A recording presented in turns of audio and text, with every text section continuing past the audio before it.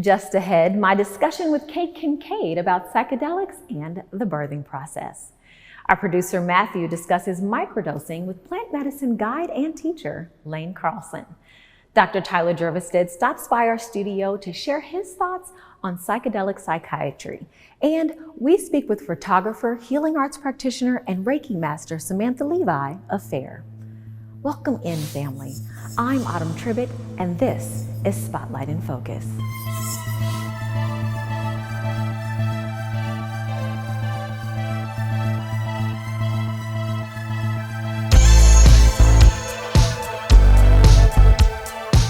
Kate Kincaid is a licensed professional counselor practicing at Tucson Counseling Associates in Tucson, Arizona, where her and her team offer psychedelic integration services as well as ketamine-assisted psychotherapy. Based on her own experiences, Kate has written about the parallels between having a psychedelic experience and the birthing process. Hi, Kate. It's great to have you. Thanks for taking the time to be here with me and talk to me today. So tell me about yourself. Thanks for having me, Autumn. I'm excited to talk about all things psychedelic. I'm a therapist in Tucson, Arizona, and I specialize in psychedelic integration and psychedelic-assisted therapy. We're working with ketamine right now.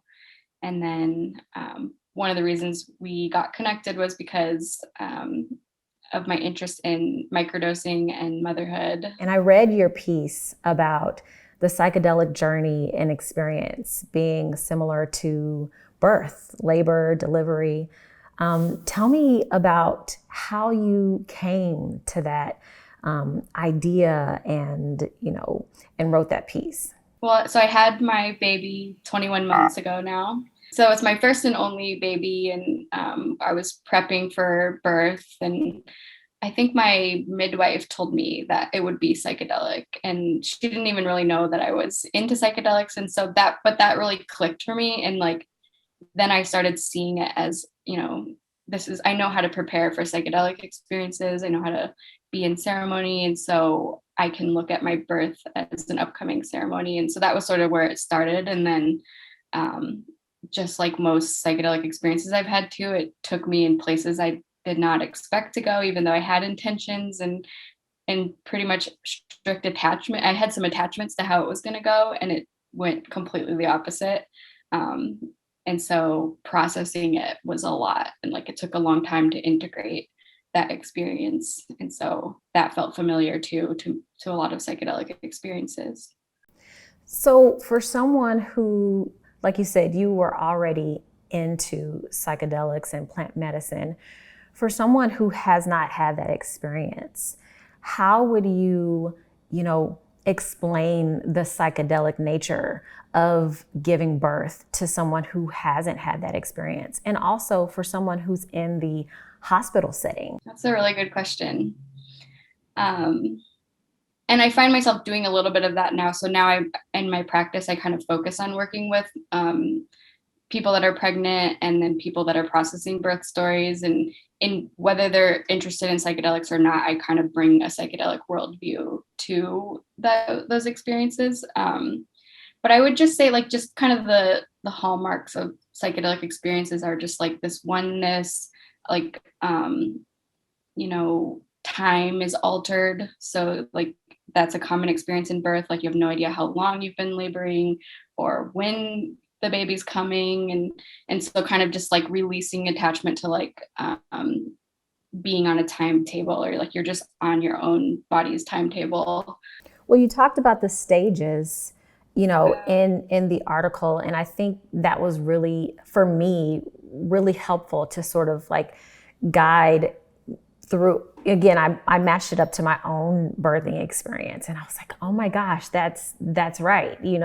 There's these stages, and preparation, and and then afterwards having the integration.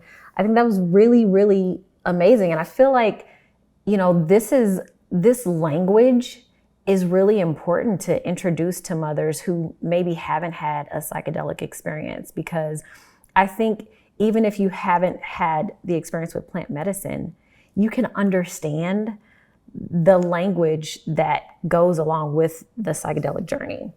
Yeah.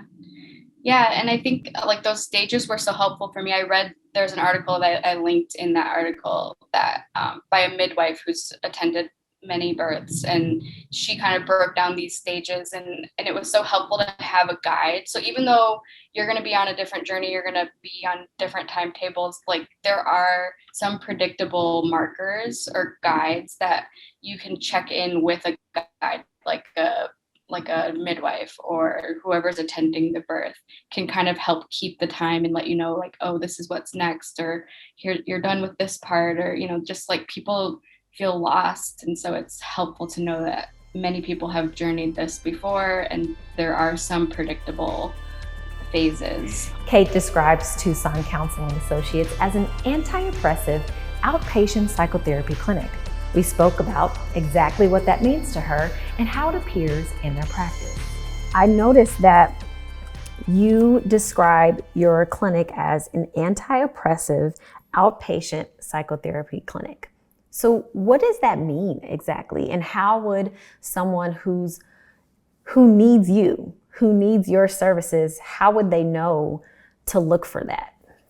I think to me, it means like all the people that work with us, so we have like 14 people on our staff now, are all people that share this worldview of like seeing power dynamics, seeing like how oppression manifests and how it negatively impacts people's mental health and all areas of their life. And so like that's the lens we're looking at mental health problems with, like where it's not like, I mean, there's research on genetics and biochemistry and all that, like that's part of it. But like my belief is like it's more these systems that are causing the problem and like causing the distress. And so like instead of putting the onus on the individual to like just rise above it, it's like, no, like this is why this is happening. And like,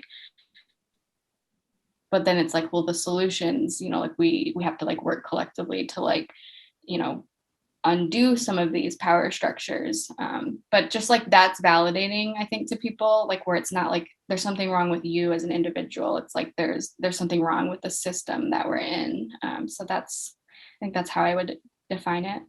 No, that's great. And that aligns with, I read something you wrote about the labeling from a broken system, right? We have all been, even just something like, women suffering from PMS, just the stigma around that, just the different labels that we are oppressed by, right. But it's from a broken system. And I really think that's so encouraging to know that there are practitioners out there who are recognized as professionals, right? So that brings authority to it. And that brings, it takes it to another level to be recognized by, broader society, right? I think that's important that you guys also have the training that's recognized by this system, but then you're also recognized the system being broken and you have to serve the people that are oppressed by it. I think that's awesome. To view our full interview with Kate Kincaid, please visit psychedelic-spotlight.com.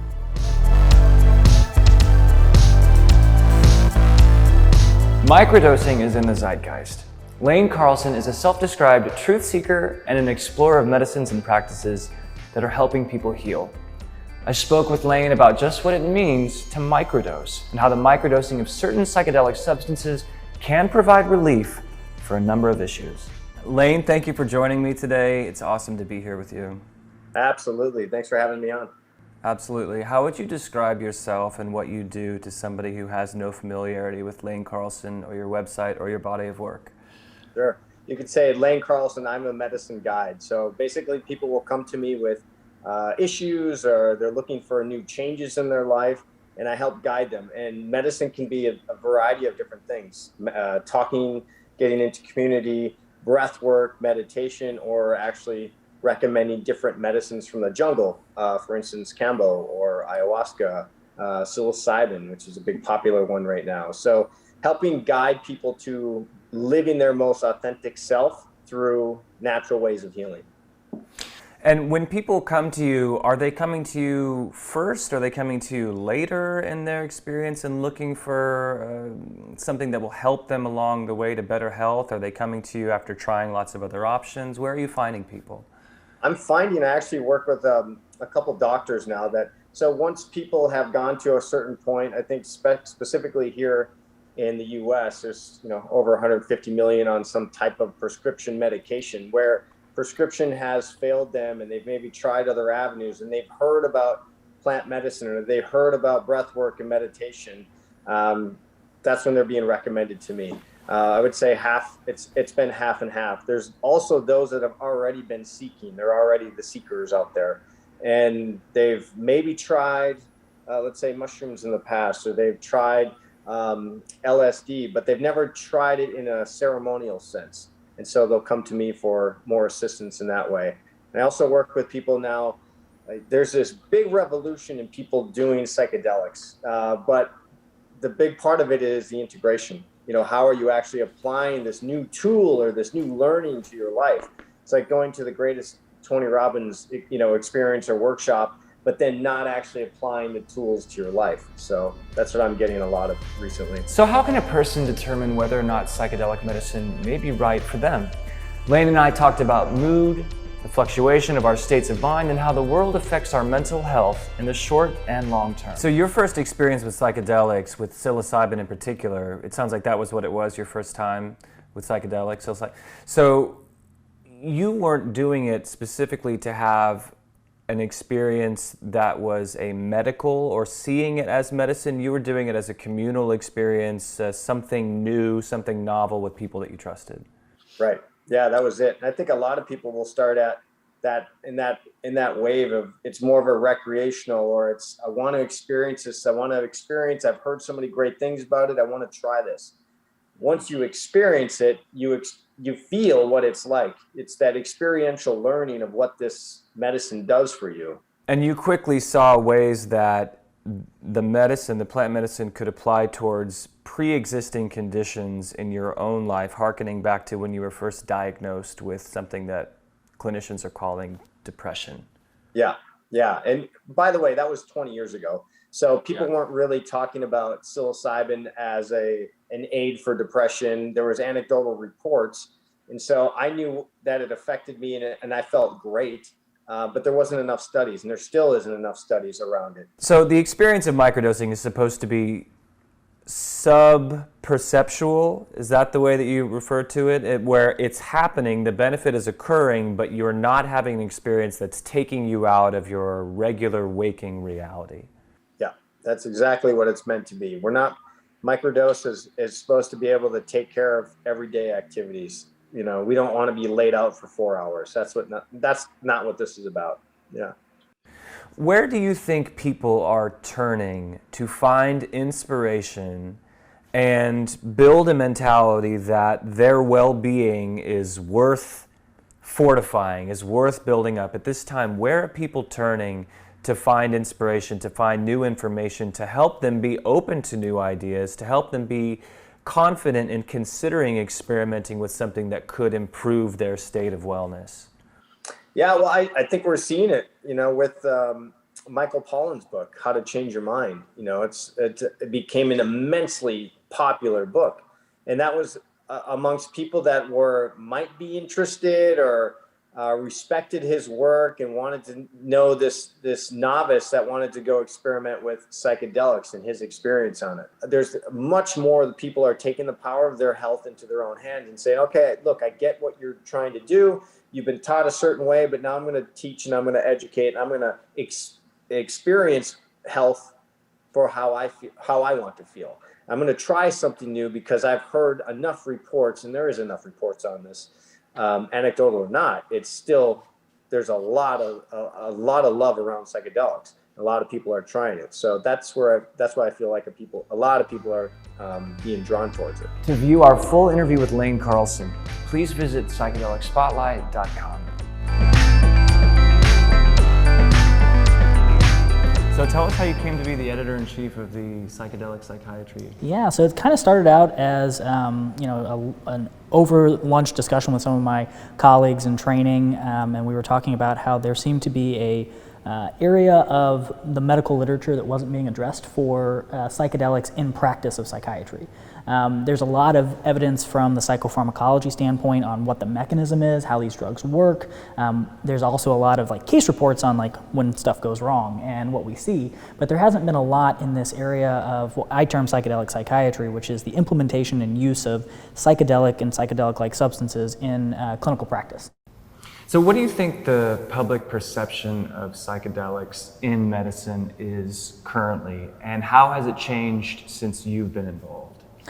I think it probably ever since Michael Pollan published his book, How to Change Your Mind, the public perception has dramatically changed. I think there was a large underground movement, mainly started by MAPS from the 1980s onward, that really did a great job of kind of holding the line for psychedelic-based substances, but I don't think it really broke through into the mainstream until Michael Pollan started doing his reporting in the New Yorker and How to Change Your Mind. The medical community is somewhat mixed. You kind of have the older practitioners who were around whenever these substances were just kind of being freely used in society, seeing a lot of abuse cases of high, LSD, MDMA, all of those things from the 70s, 80s, and they have somewhat mixed reactions to their reemergence. But I do think that the newer and younger individuals who are practicing now see the benefits, and I think I would kind of throw myself into that there are definitely risks to these substances, but there are profound benefits, and especially for conditions where we don't have great treatments in eating disorders, substance use disorders, we see a profound possibility for using these drugs to be very, very effective. What are you finding in the research articles that you are publishing? What is happening in the brain? What is the research telling us that these, compounds that are extracted, what are they doing? Yeah, so Robin Carhart-Harris in London has actually done probably the most amount of research on this, and so I would encourage all of your listeners and viewers out there to go read his stuff. He's got some very, very good interviews, some with Michael Pollan as well. And what we see in the, I don't want to call it neuro literature, but probably from an fMRI standpoint, which is where we look at what your brain is doing under these states, and we see the changes in blood flow, we see the changes in brain activity. What you're seeing is that areas of the brain called the default mode network, which is kind of this baseline operating procedure that's going on at all times, your default approach to the world, how you interact with people, gets turned way down. So those aspects of the brain aren't operating at full strength or even in high doses at any strength at all. And so your brain is allowed to form new connections with different parts of the brain, and that basically allows you to adapt and change. And so probably the best way to describe this is looking at something like OCD, where in OCD you have this hyper-rigid response to the world, right? You have this intrusive thought that pops into your brain that, I have to wash my hands 40 times a day or else I'm going to get sick and die because of the germs on them. And that behavior gets ingrained through repetitive uses of that ritual that you're doing with your hand washing. And so you imagine if you do something long enough, it becomes a habit, and that habit gets ingrained, and then you're continually stuck in this form of behavior. Well, if I turn down that default mode network, and I basically said, you don't have to have this neuropsychiatric process that's telling you to go wash your hands, you could contemplate doing other things. And if you can contemplate doing other things, that allows your brain to adapt, change, be neuroplastic as we call it. And so basically you can contemplate a different way of existing in the world, maybe without washing your hands 40 times a day and just washing it, when you go to the bathroom before you eat food. And so that's where these substances really seem to work, is helping people that have highly rigid, highly ordered thought processes and kind of turning those down, or who have highly habitual aspects to their life, such as substance use disorders, where they get stuck in this loop of using tobacco, alcohol, other drugs, and they just get stuck in those loops. We can actually kind of turn down those responses that are almost innate in patients and give them 6 to 8 hours during a trip to contemplate what life would look like when they're not using those. With your idea that it might be a top-down approach, how do you see that affecting, the disparities in access to treatment if it's coming from the top down? Because I feel like, the war on drugs and things like that, there was a component to it, a social component to it that sort of affected a lot of minority populations and those that really need access to this type of care, that are suffering from a lot of these disorders. How do you see that playing out if it does come from the top down? Yeah, I think that the implementation of these types of substances into clinical practice are going to be what's extremely challenging. I expect that given the nature of the duration of these substances, 6 to 8 hours, the amount of staffing that will be necessary, that these are going to be initially pretty expensive procedures if they're not covered by insurance. And so I think that is definitely going to be cost prohibitive. I liken it to the big screen TV craze of the 1980s, where a big screen TV cost $10,000 in the 1980s, but now we can all go to Best Buy and get a big screen TV for $300 or $400. And so unfortunately, I do think that we're going to see a disparity in the individuals that can get this substance initially or get these treatments. I think you'll see a lot of fancy individuals going to get private retreats, and they'll be setting up all of those. My hope though is, and if it's anything like the rest of the medical establishment, LASIK surgery is probably the best example of this. It was an extremely expensive surgery in the early 2000s, late 1990s, and now it's relatively affordable by medical terms. It's one of the things that's actually gone down in price over the last 20 years, and so I'm hopeful that we'll follow that same model, and I think that insurances will ultimately end up paying for it, so hopefully that won't be a huge issue.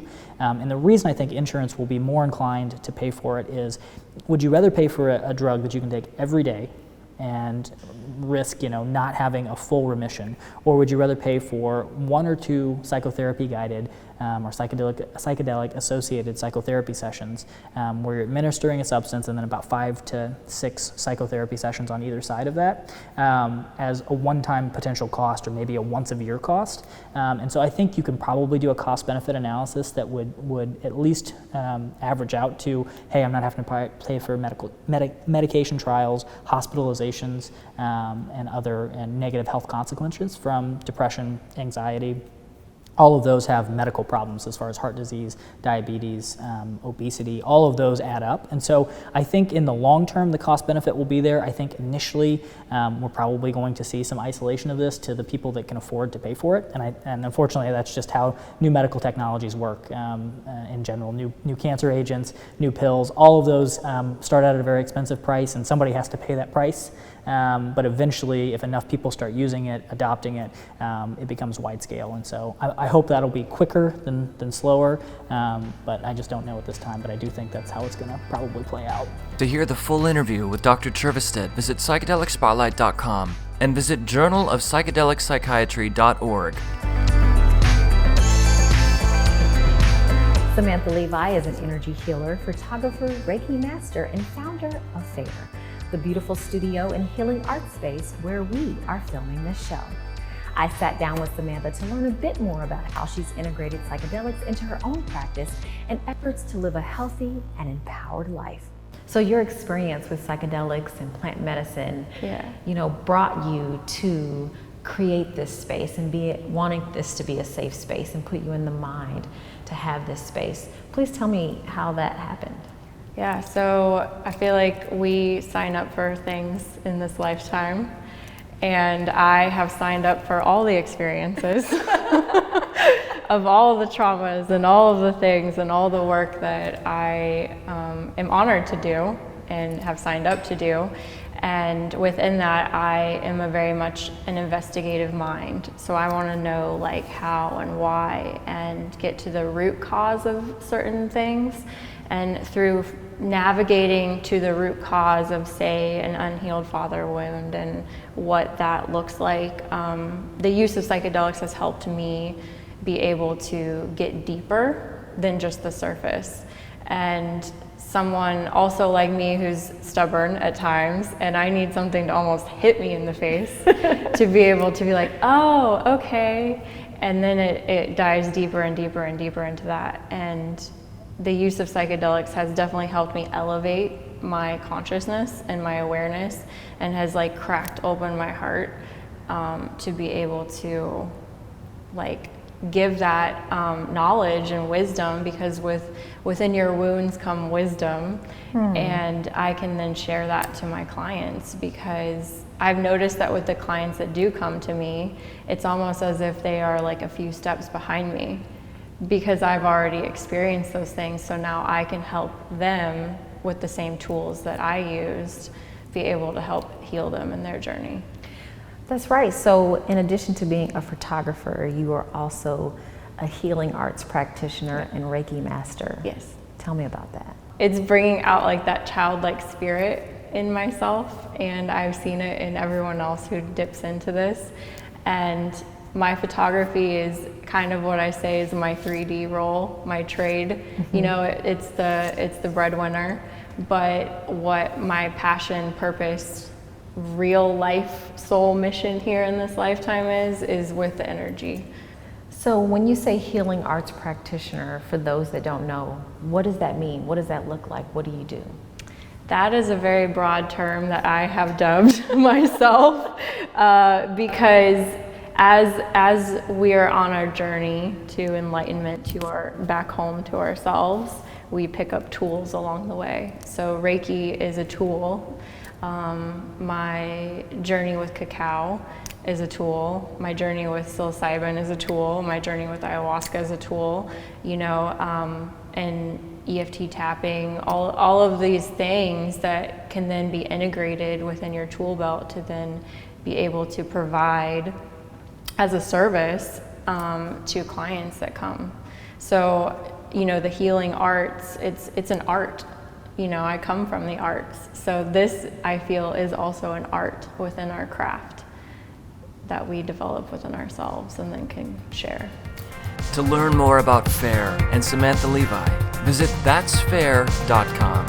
FAIR spelled P-H-A-R-E.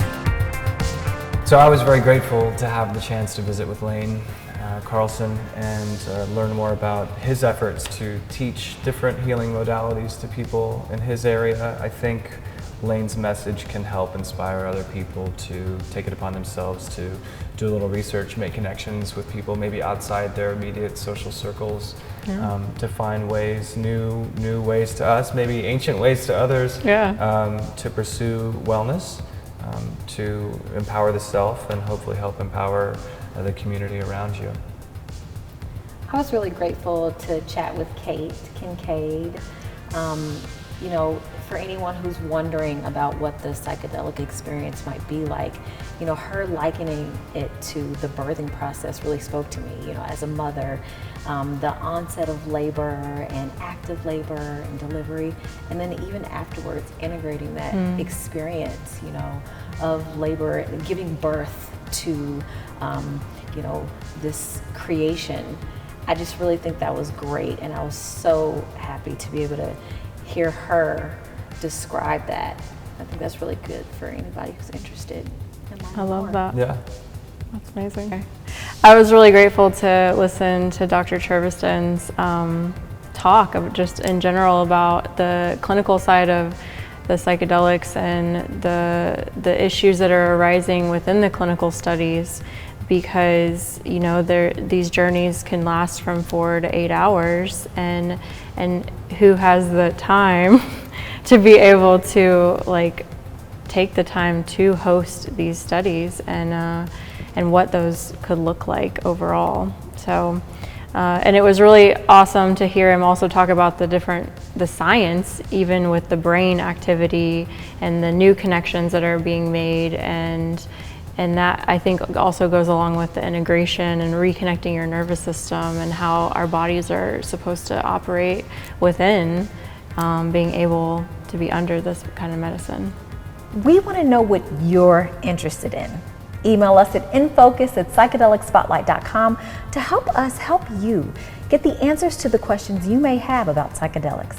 Thanks so much for watching. Until next time, I'm Autumn Trivett. Be well.